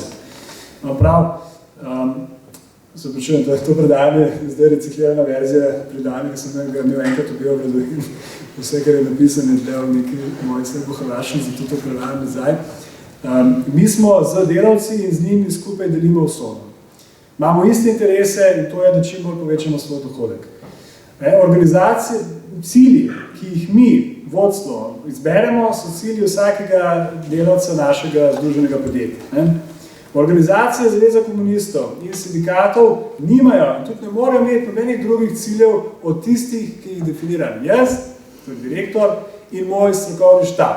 Zato morajo te organizacije poslušati mene in moj štab in ne morajo imeti nobene druge politike. Mislim, da citat samo sebe govori, no in takrat je bil tudi sprejet nek amandma številka 15 postavil, ki je dejansko avtonomijo direktorja napram delovnskemu svetu bistveno povečal. Zdaj, Susan Woodward bi imela še bolj zlomno tezo. Susan Woodward bi rekla, v resnici delavsko samo upravljanje ni bilo nikoli namenjeno temu, kar je recimo še kakšen Branko Horvat, ki sicer bil razmeroma, ki je bil neoklasičen ekonomist v končni fazi in predvsej liberalno usmerjen, pa vsem pač na nek način verjel. Češ, uradna razlaga je bila ta, delavcem je treba dati seveda, delavci morajo prevzeti upravljanje, upravljanje pa lahko prevzamejo na neki razmeroma nizki ravni. In zdaj, če podjetje ni avtonomno, potem delavci nimajo česa upravljati. To ne mora biti podjetje avtonomna. Kako pa podjetja narediti avtonomna, je tako, da spostaviti med njimi tržne odnose. Potem bodo lahko ker dokler imate vi plansko firmo, je vse upravlja direktor in kolektiv. Vse odločitve so sprejete nekje na neki višji ravni. In če zdaj vi s časoma prenesete možnost upravljanja navzdol, morate pa seveda uvesti tudi odnose, ki so bližji tržnim odnosom. No, Susan Woodward pravi, da to ni, da je to samo v resnici bil način za discipliniranje delovne sile in takrat razvijajočem se industrijskem sektorju, da so sveti efektivno odločali predvsem o tem, kakšne bodo plače oziroma koga odpustiti in koga zaposliti. In mogoče bomo k temu argumentu, ki se mi zdi zelo pomemben, ampak ker zastavitev je bila drugačna, nisem mogel tako drugačko združiti noter predavanje, posvetili pač kakšno besedo skratka temu pojavu, ki je zelo pomemben, namreč nezaposlenosti ali stopnji zaposlenosti v Jugoslaviji. To bi zdaj rad povedal te prilike, zato ker je to obdobje, hkrati obdobje, ko se te tržne zakonitosti bolj upošteva in ko že nastajajo vsi tisti pojavi, ki bojo pa za Jugoslavijo potem značili do konca. Po eni strani, kot rečeno, zunanje, torej primanjkljaj, zunanje trgovinski primanjkljaj, potem že tudi kar znatna inflacija v tistem času in počasi tudi že dolg in v tem času tudi izrazita stagnacija zaposlenosti. No in če grem zdaj počasi že na četrto in zadnjo fazo, bom rekel tako,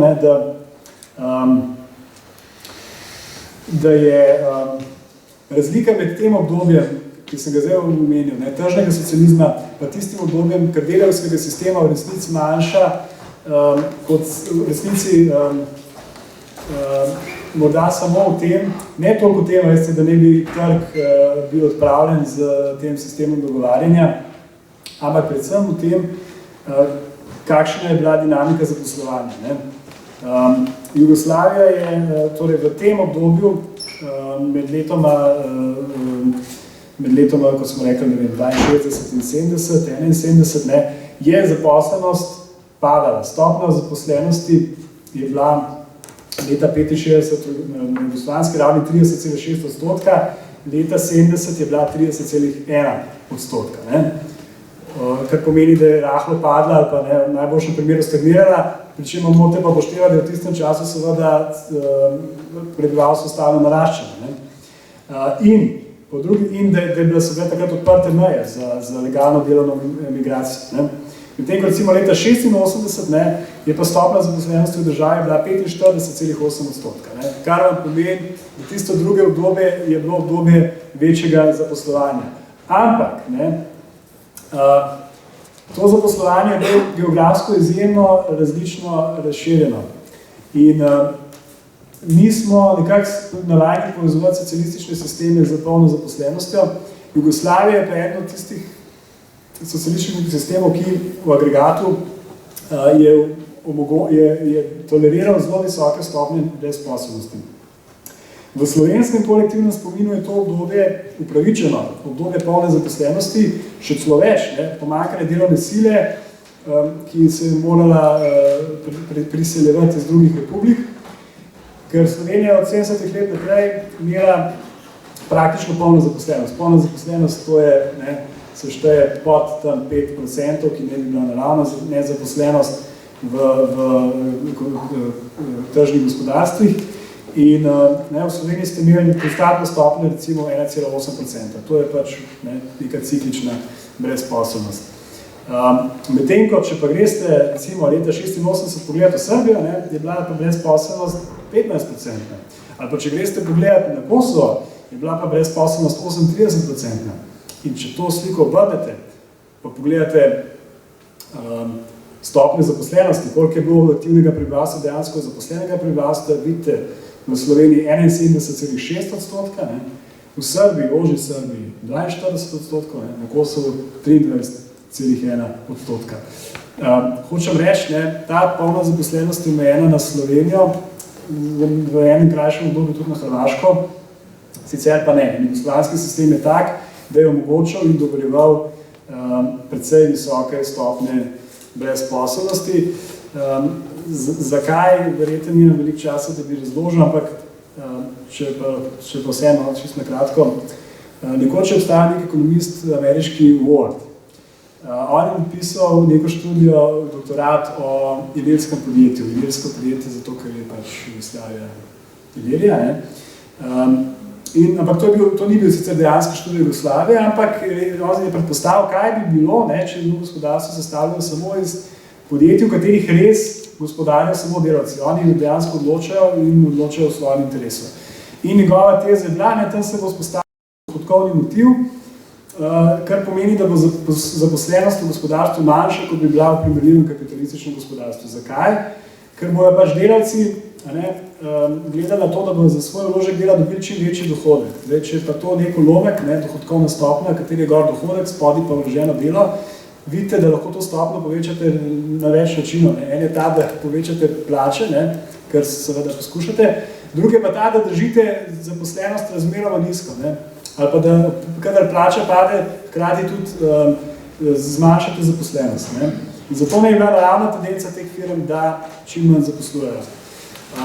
Janez Prašnikar je sicer v poznejšem obdobju poskušal to hipotezo tudi faktično preizkusiti in je ugotovil, da do neke mere res deluje, oziroma da ste v Jugoslaviji vsaj dva momenta, ki zmanjšujeta zaposlenost. Prvi je ta, da je pri majhnih podjetjih ne bi bilo tako, kot je ta Ward predpostavil. Ta majhna podjetja niso mogla vplivati na dostop do kredita in tako naprej, niso imela monopola in so se poskušale ohranjevati čim višji dohodek plačo, predvsem tudi s tem, da so kontrolirale zaposlenost. Medtem ko velike firme pa sicer tega niso počele, ampak tudi ti niso zaposlovali to, kot bi recimo lahko, zato ker so skrbele za svoj interes v bankah. To so pa lahko dosegli na ta način, da so bile čim večje.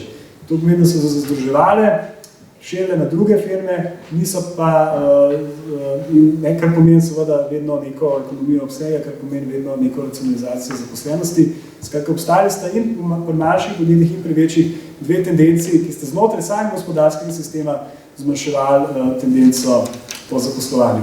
Zdaj, zakaj je bila pa polna zaposlenost lahko v Sloveniji, zakaj pa na Kosovu ne, je eno od odgovorov Susan Woodward med drugim ta, da je pač ta gospodarski sistem, ki je temeljil na zunanjem financiranju, vedno rabil zelo velik, pa vedno prizadeval za velik izvoz, zato da bi prišel do deviz.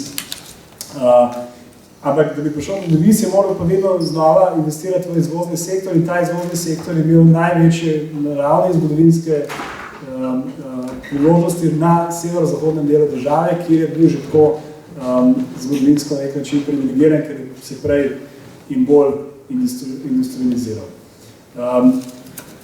Tako da zato lahko rečem, da Jugoslavija ni rešila, nasprotno s tem, ker je slovenska izkušnja, Jugoslavija ni rešila problema zaposlenosti oziroma brezposelnosti v tem času. Ampak te stvari mogoče lahko prepustimo tudi za razpravo, zdaj bom pa poskušal skleniti z tem, da zaokrožim to zadnje obdobje. Leta 1969 je bila v državi resna politična kriza. V Zagrebu, v Sloveniji ste imeli nacionalistične afere, v Sloveniji tista znamenita z financiranjem avtoceste.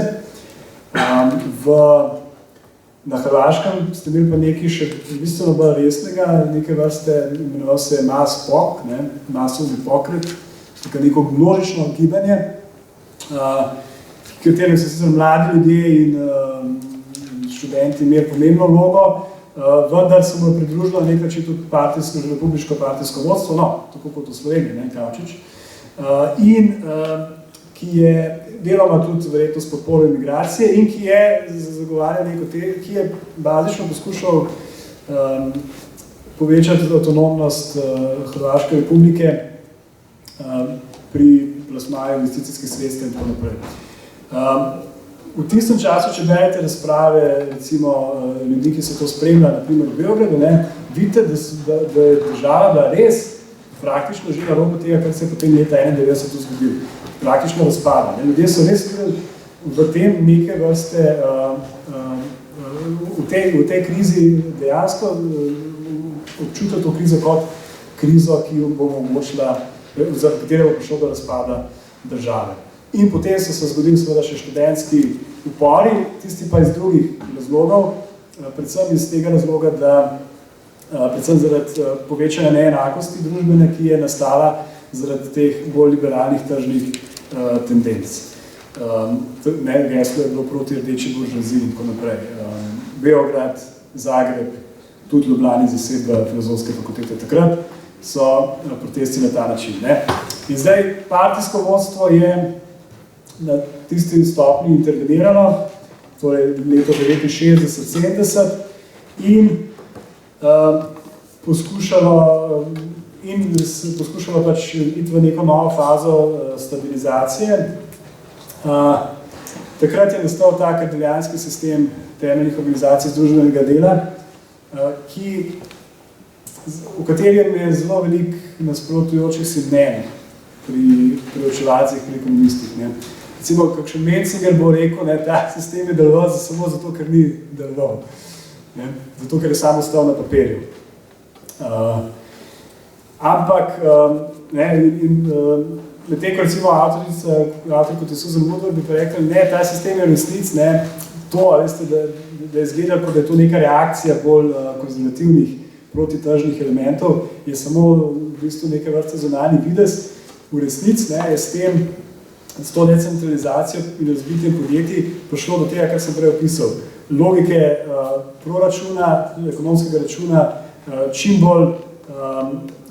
bolj razporediti na čim nižjo raven, torej bodi si na ta način, da firme same investirajo recimo neko stanovanjsko gradnjo ali pa infrastrukturno gradnjo ali pa občine same financirajo socialo, če zato bodo še toliko bolj pazili na svoje prihodke in po drugi strani tudi znotraj podjetja, ideja je bila bolj racionalno bojo upravljali, če bo odločanje prenešeno na nižjo raven in hkrati sem rekel, dobili so tudi svoj živo račun, kar pomeni, ta disciplina proračunska ne bi se pač poskušala prenesti čim nižje. Zadeva ni uspela. Ker se tle spogleduje, mislim, da to pomeni, da sem že prekoračil svoj čas. Ne bom zdaj povedal, zakaj. Ampak mogoče bo to lahko vprašanje, mislim, zakaj, čakajte. Hočem reči, obstajajo neke elegantne razlage, zakaj je tako, ki jih lahko sprejmemo kot dobro hipotezo in kot nek izhodiščni odgovor. Ampak namesto tega moram seveda zdaj skleniti to, kar sem povedal. Glejte,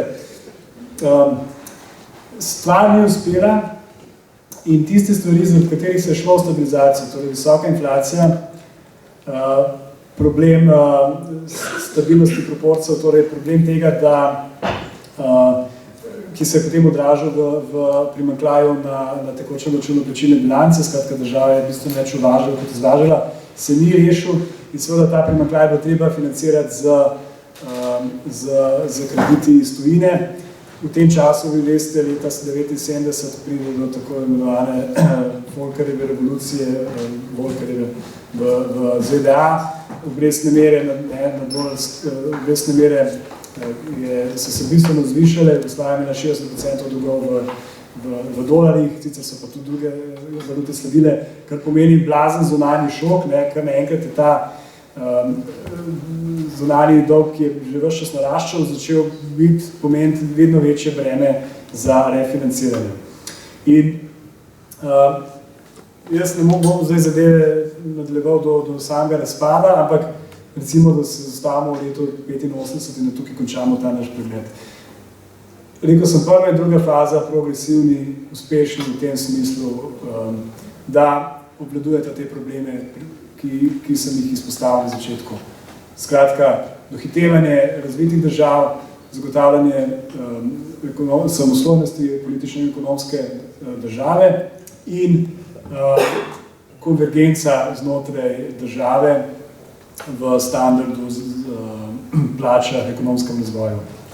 V drugem obdobju se ta usmeritev, je prišlo do preobrata in ta preobrat se je v tretjem obdobju samo še zaostril. Skratka, vsi ti problemi, vse te sile grejo zdaj v drugo smer. Če prej država dohitevala razvite države, jih od začetka 80-ih ni več, ker je bila že v stagnaciji. Pozna 70-ta, v sredini 70-ih je še imela recimo 5-6% rasti, ampak to je bilo zaradi zelo visokih investicij z zunanjim financiranjem. V 80-ih letih pa prej prava stagnacija, ali pa celo sem in tja negativna rast, česar socialistične države prej niso poznane. Razlike znotraj države se niso spremenile. Tako da leta 1985, če vam dam za ilustracijo nek primer, je Svetovna banka zračunala, da po BDP-ju na prebivalca, po pariteti kupne moči, je bilo povprečje Jugoslavije in recimo Srbija, ki je bila nekaj na povprečju na ravni Turčije, Bosna in Makedonija na ravni Tajske in Mehike, Kosovo na ravni Pakistana, Hrvaška malo pod Grčijo in Portugalsko, Slovenija na ravni Španije in Nove Zelandije. Zdaj, kje je danes Nova Zelandija, pa kje je zdaj Slovenija in kaj to pove o uspešnosti kapitalističnega gospodarjenja na Slovenskem, puščam pač vaši domišljiji in razumu predvsem. Rekel bom pa samo, sklenemo pa s tem, da skratka nekak, če zelo grobo rečemo, je država kot celota po razvitosti prišla na koncu 80-ih let nekak tja, kjer je leta 45 tudi, ali pa 39 tudi začela. Razlike med republikami so bile verjetno približno podobne, kot so bile takrat, na samem začetku. In to je kontekst, v katerem se je zgodilo potem vse, kar je sledilo. Skratka, če se je kaj za zapomniti, je verjetno zapomniti to, da ne gre za eno samo monolitno obdobje, ampak da gre za vsaj dve, če tako rečemo, različni fazi in da v prvi fazi je sistem absolutno progresiven in uspešen v reševanju teh problemov, ki so še kako realni za tako državo. V drugem obdobju tega ne moramo trditi. Če bi gledali slovenocentrično, bi verjetno rekel še vedno. Leta 86 na Slovenija še vedno polna zaposlenost. In standard je sicer padel, ampak vendar je daleč pred standardom drugih delov države. In država, mislim, da je to Lazarevič računal, je po letu 1939 konstantno dohitevala recimo sosednje države. Tako da ni zaostajala. Ampak, če gledate agregatno, je pa situacija drugačna. Skratka, če se je kaj za zapomniti, je to, da sta dve obdobji, vse ostalo pa v razpravi in v nadaljnem raziskovanju Delavsko-Bankarske univerze, ki si je zadala to, kar je vedno nalogo, da preuči socialistični sistem v Jugoslaviji in širše. Zdaj pa na vrsti, kar smo že slišali, razprava, vaši komentarji, ugovori, vprašanja, ker prosim sam, da zdvigam roke, signalizirate, da bi radi besedo, pa to dobite.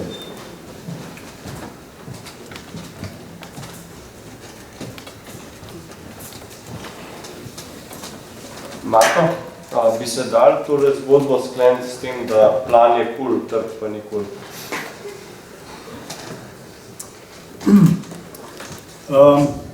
Če je vprašanje nujno da ali ne, bi rekel da. Vsekakor je, in to je celo ocena ekonomistov, ki so dokaj liberalni, kot je bil recimo Branko Horvat. Branko Horvat je bil hrvaški ekonomist, ima neoklasične provenience, napisal je eno zelo obsežno knjigo Politična ekonomija socializma, s katero je upal, da bo dobil tudi Nobelovo nagrado za ekonomijo.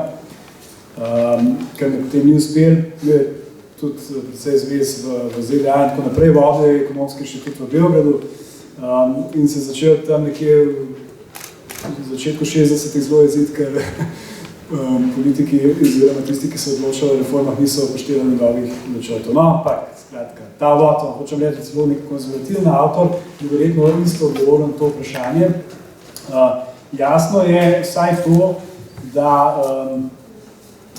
prvič preveliko odprtje proti tujim trgom je bilo v začetku 60-ih let in sploh potem kasneje v 60-ih letih, ne da bi zaščitili domače gospodarstvo, predvsem kmetijstvo in tudi druge panoge, ki so proizvajale za surovine, je bil napaka. Jugoslavija je to kupčijo pač nekako sklenila zato, ker se takrat pridružila temu sporazumu GATT, torej nekemu sistemu proste trgovine, kjer je pač morala popustiti pri nekaterih deloma pri carinah, pa pri regulaciji cen. Tako da to je že en moment plan, če me vprašaš, odnosi za zunanje trgovinske odnose, kjer bi bil plan na mestu. In drugič, zdaj, a je z velika notranja ureditve bil plan v redu ali ne, je zdaj vprašanje, ki je verjetno bolj kompleksno. Če verjamemo, da je Kardeljevski sistem razgradil plan in ga investil z nečem, kar niti ni bil trg, torej dogovarjanje, potem je spet odgovor ja. Če bi pa gledali po mojem na nek tak bolj vsebinski način in glede na to, kar sem jaz pač povedal, bi pa tako rekel. Vsekakor je bil problem z zagotavljanjem pravilne alokacije kapitala in učinkovite uporabe kapitala. In izkazalo se je, da tisti sistem, ki ga je postavil Kidrič, je imel dokaj dobre nastavke, da bi tudi spontano poravil dokaj dobre nastavke za en tak racionalen sistem, ki bi temeljil sicer na tržnih odnosih med podjetji, ampak na planskem koordiniranju investicij in določenem pogoju akumulacije in investicije. Skratka, tudi z tega vidika mislim, da bi neke vrste plan bil bolj uspešen. Ne trdim, da bi to moral biti totalni plan sovjetskega tipa, ampak vsekakor se bi bilo treba, in po mojem to velja za vsako socialistično državo, boriti za odpravo tistih trgov, ki so specifično kapitalistični, ki niso značilni za predkapitalistične oblike blagovne proizvodnje. To je trg dela, to je sploh trg kapitala, ali trg denarja, ali trg kredita. Če plan to zagotavlja, po mojem mora to zagotavljati tako znotraj države, kot v odnosu do drugih držav, potem je verjetno res odgovor varianta. Da je plan v redu, tako pa ne. Ok, če je kakšno vprašanje? Komentar?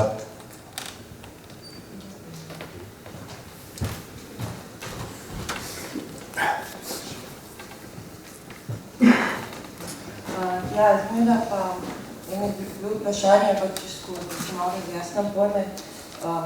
Listo v zvezi med pomembnostjo birokracije pa tehnokracije pomembnim razmerjem. Mislim, da Woodwardova nekje, ki smo poglavili, ko problematizira različno pojmovanje socializma, jugoslovanskega ali točnih planskih.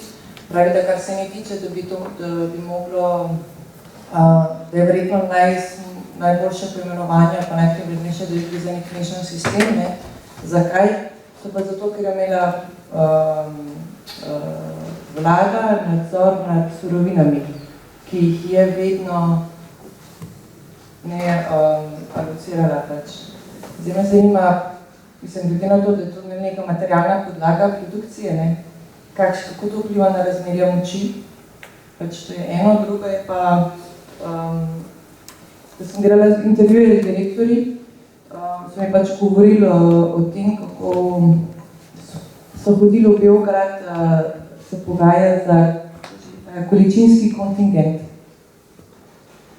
Ker so bile pa da je vlada omejevala oziroma je določala, koliko se lahko sploh uvaža. To je bilo pa zelo pomembno za podjetja, zakaj, pač tako smo jih govorili, ker so bile surovine v zunaj, sploh pa tehnologija boljše, ne, primernejše. Tako, no, to, hvala. No, zdaj bom to štel, da si zdaj me vprašala tisto, na kar lahko odgovorim s tem, kar sem prej mogel izpustiti. Z enim takim začaranim krogom. Vete, ko je, če zdaj spremljamo razlago Susan Woodward, ki jo mi moramo absolutno uporabiti kot relevantno hipotezo, ker ni nikogar tle, pa po mojem mogoče ta hip nikogar na svetu, ne, ki bi razpolagal s tako temeljito raziskavo, da bi lahko kompetentno osporavil to njeno tezo. Skratka, če se je država odločila za to, da ne bo šla v prvotno akumulacijo kapitala na ta način, da bi stiskala pretirano agrarni sektor ali pa da bi uspela povečati v njem produktivnost na ta način, da bi potem presežke prenašala v industrijski sektor, s čemer bi financirala industrijsko izgradnjo, ne, kar je pač poskušala Sovjetska zveza, in se je odločila, da bo poskušala finance dobiti iz tujine. Potem je seveda jasno, da je zunanji kredit glavno sredstvo za pridobivanje, za glavno investicijsko sredstvo, pa zelo pomembno investicijsko sredstvo. No in zdaj, če imaš pa ti hkrati s tem še zunanje trgovinski primanjkljaj, je pa ta kredit še toliko bolj pomemben, ker to pomeni, da si na dva načina odvisen od zunanjih trgov. Po eni strani pač moraš dobiti kredit za to, da sploh investiraš, po drugi strani moraš dobiti kredit za to, da sploh svojo tekočo potrošnjo tudi investiraš. In zdaj to, kar so tebi rekli direktorji, je nekaj, kar je bilo opisano v logiko tega sistema, če lahko uporabim ta filozofski izraz. Namreč država je, sistem je spodbujal racionalizacijo z kapitalom in z nekih drugih zelo tudi z delom. Kot vse socialistične družbe se je ta družba poskušala razviti svojo kapitalsko bazo. Ne. Jaz sem bil v Beogradu, ko sem bil to predavanje in bil tam nekdo, ki je bil zadnji direktor jugoslovanskega plana. Guzina se piše. Ta predlog si skoraj morate zapomniti. Mislim, ne bi, nisem če enkrat slišal. In hočem reči, no in on je podaril, mi smo imeli skratka cel kup enega presežnega dela, ampak mi smo se šli razvijati kapitalsko intenzivne industrije. No in skratka, razvijale so se kapitalsko intenzivne industrije, včasih zato v centru države, da bi se povečala gospodarska moč države, vojaška moč države, ampak to so bila razmeroma redka obdobja zunanjih zaostritev, recimo po letu 1948 je bilo eno tako obdobje, ko je Tito vse omaknil iz Tito partija, vse sile v to zgradbo prenesla.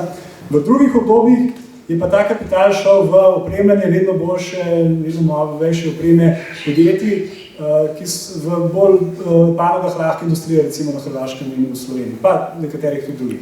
No in potem s tem se je zgodil nek začaran krog.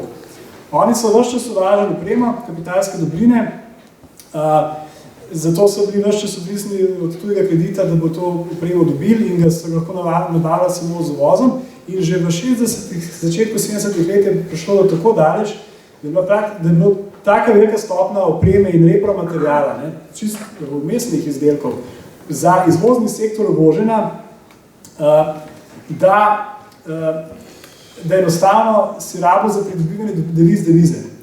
Da se razumemo. Če si hotel izvažati, si mogel uvažati. In zato so se seveda oni borili za te izvozne kvote, ker so na ta način firme dobile devize in možnost investiranja in možnost sploh obratovanja. Podatek je 99% vsega uvoza, ki je bil uvoz, ki je bil bistven za izvozno produkcijo.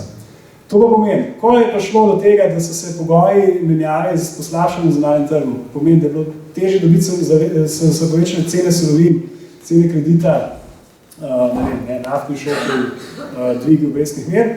Tako, ko se je to zgodilo, je država reagirala seveda s tem, da je omejila potrošnjo, omejila je predvsem uvoz. Ko je pa omejila uvoz, je pa s tem seveda zablokirala proizvodnjo.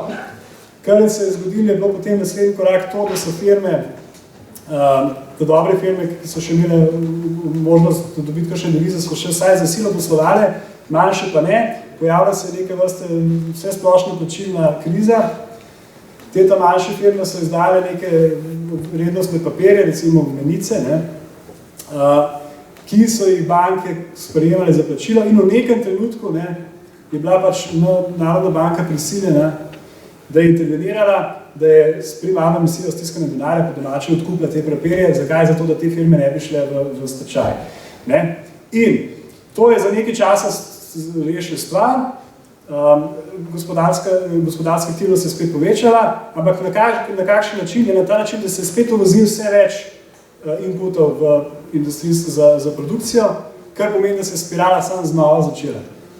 Spet se je začel povečevati deficit, primanjkljaj in zunanji plačilni bilanci in seveda zdaj v takih pogojih, če imate tako gospodarstvo, postane problem deviz, ki so ga te direktorji spostavili, pa izvoznih kvot, izjemno pomemben. Kdo lahko izvaža, kdo potem drži roke nad temi devizami in seveda Susan Wood ima potem zanimive izpeljave, zakaj je to pripeljalo do tega, zakaj je to pripomoglo tudi k razpadu Jugoslavije med drugim. In zakaj je pripomoglo temu, da noben stabilizacijski program ni bil uspešen, da vsak bil še manj uspešen, ker je vedno znova prišlo do tega, da je protiinflacijski boj sprožil samo še več na konec.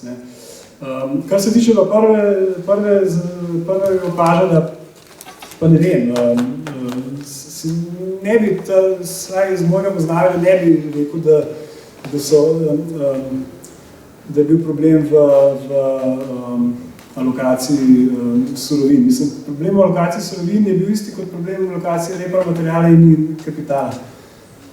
Predvsem je bil izvoza in za izvoz si rabil pač trdo valuto je bil pa tist, ki je bil izvoznik in je bil krog začaran. Razvoj na severozahodu je šel hitreje kot na jugovzhodu, na vsake toliko časa se je pa zgodilo tisto, kar sem prej opisal, zaradi česar ste imeli stalne cikle protiinflacijske politike, pa še više inflacije. Zdaj, ne vem, če sem čisto na to govoril, ampak svetujem branje te knjige. Začuda je precej prizvrta v razpravah o Jugoslaviji. Mislim, čez eno vprašanje, če ga kdo želi zastaviti.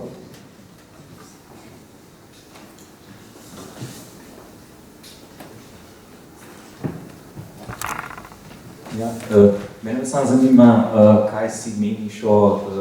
kaj meniš o tezi nekaterih ekonomistov, mislim, da je tudi Kovač med njimi, ki v bistvu nekako relativizirajo ta velik uspeh, recimo to veliko rast, ki si jo ti omenil, da je v prvem obdobju pa do konca drugega obdobja, tam nekaj do konca 62, to v bistvu pravijo na nek način, da ta velika gromozanska rast mogoča zgolj, kolikor je bila v bistvu tista začetna točka, iz katere je Jugoslavija v bistvu štartala na zelo nizkem nivoju. No, mislim, kakor si samo povedal, je bila že pred drugo svetovno vojno med najmanj razvitimi državami v Evropi in potem pač tudi škoda, ki je bila storjena na drugo svetovno vojno, bila daleč največja. Jaz bi se ne strinjal z njimi in bi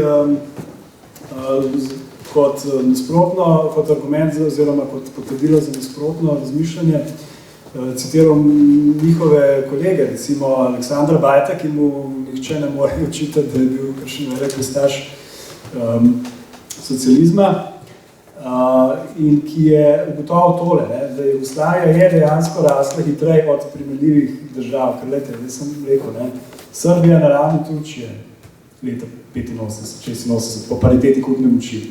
Približno toliko razvita dežela. Tako da, skratka, južnoevropske države, ki jih je on primerjal, so imele podobno nizko stopno, nizko izhodiščno pozicijo, pa so rasle počasneje. Zdaj, seveda, Bajt bo sicer rekel, da glede na to, koliko se je akumuliran in vlagan v Jugoslaviji, bi morala Jugoslavija rasti še hitreje, ampak to je že drug argument. Tako da mislim, da so predvsej konzervativni ekonomisti bodo priznali ta ekonomski uspeh, ki se je takrat zgodil. Mislim, da ga ne morate pojasniti zgolj iz tega. da je bil pač začetni nivo zelo nizek.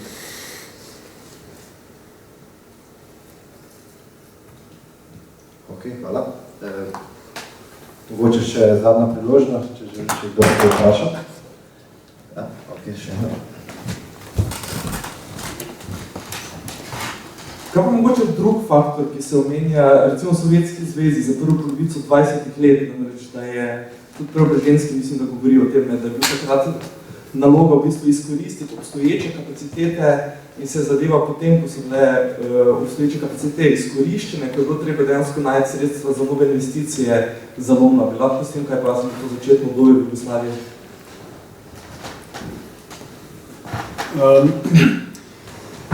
Jaz sem koncept prvotne socialistične akumulacije pri Preobrazhenskem razumem na ta način, ne, da je razlika med kapitalizmom in socializmom v tej prvi fazi, ko se mora na prvotno akumulacijo opirati v tem, da kapitalizem je že dozorel na nek način v nedeljih prejšnjega sistema in da je bila kapitalistična firma ali pa ne, obrat v primerjavi z recimo obrtnim neprimerno bolj razvit. Tako da je že čist na goli ekonomski osnovi bil kapitalizem v prednosti in bi porazil, tudi brez trajne prvotne kombinacije na dolgi rok ta feudalni sistem ali pa obrtni, drobno blagovni sistem. Medtem ko socializem bil pa v drugem položaju. Nastal je v zelo nerazviti državi, agrarni državi, socialistične podjetja, sploh če bi jih vzel sama na sebi, so bila pa produktivnosti bistveno, čisto ekonomsko gledano, v tehničnih performansah, bistveno bolj, absolutno zaostala za kapitalističnimi. V neki neposredni tekmi niso imeli nobene možnosti. Ena od posledic tega je tudi to, da neka normalna akumulacija, ki prihaja od tega, da recimo industrija, torej državni sektor v Sovjetski zvezi, da bi proizvedel toliko več presežka nad tistimi potrebami delavcev, da bi bilo iz teh mogoče financirati kapitalsko izgradnjo, bodisi z uvozom kapitalskih dobrin iz tujine, ali pa pač z izgradnjo lastnih, kjer je bilo to bolj oportuno.